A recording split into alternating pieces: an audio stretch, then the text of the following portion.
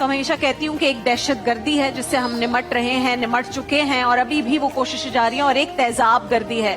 جب میں اپنے دانش نیوز اینکرنگ کرتی تھی تب بھی کچھ ایسی خبریں ہوتی تھی، بچوں کے ساتھ کچھ ہو جانا یا تیزاب گردی کا کوئی واقعہ، کہ جس سے مجھے خود نیوز پڑھتے ہوئے میرے گوز بمپس ہوتے تھے اور مجھے تکلیف ہوتی تھی.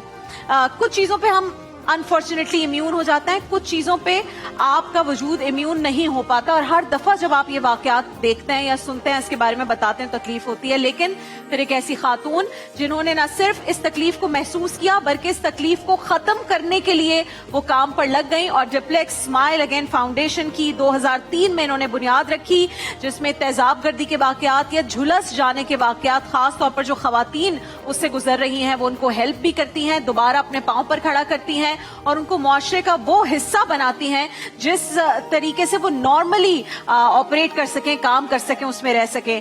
تو ہم بہت ہی زیادہ خوش ہیں. مسرت مصباح صاحبہ ہمارے ساتھ ہیں. السلام علیکم.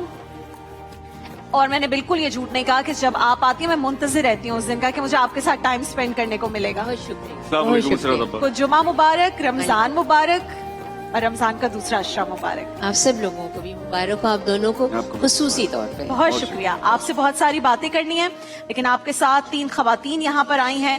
سائرہ بانو ہیں. سائرہ بانو جو ہے وہ حادثاتی طور پر جھلس گئی تھی. یہ گھر میں موم بتی جلا کر جو گھر میں پانی کا ٹینک ہوتا ہے اس کا ڈھکن ہٹا کر ٹینک میں چیک کر رہی تھی کہ پانی ہے یا نہیں ہے، اور ظاہر اس میں گیس جو ہے وہ بلڈ ہو جاتی ہے جس سے دھماکہ ہوا اور یہ بہت بری طرح جھلس گئی. ایک طرح کی انفارمیشن بھی دے رہی ہے مجھے. آئی ایم شیور بہت سارے لوگ ایسے ہوں گے جن کو یہ بات پتہ نہیں ہوگی.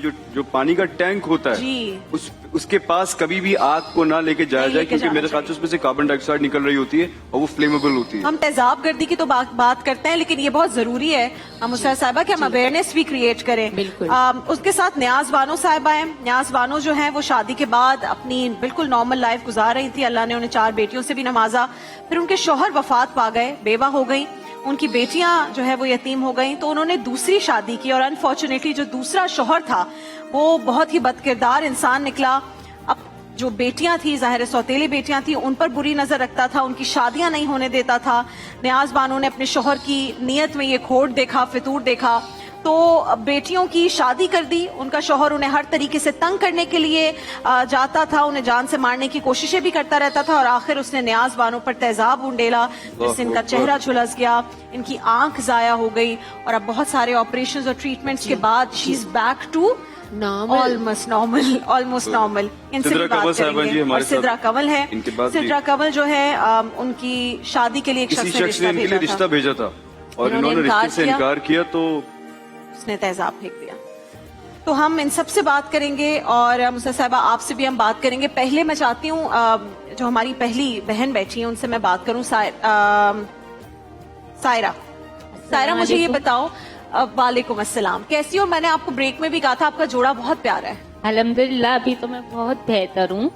آپ کے کپڑے بھی بہت اچھے لگ رہے ہیں مجھے. پرپل کلر آپ مجھے میری نند نے گفٹ کیا تھا. واہ بھائی، ایسی نندے تو نصیب والوں کو ملتی ہیں نا. میری نندے بھی بہت اچھی ہیں. ربیع النور پہ مجھے میری نند نے گفٹ کیا تھا یہ سوٹ اور ایک چپل کی جوڑی، جس کا میں بہت شکریہ ادا کرتی ہوں اپنی نند کا.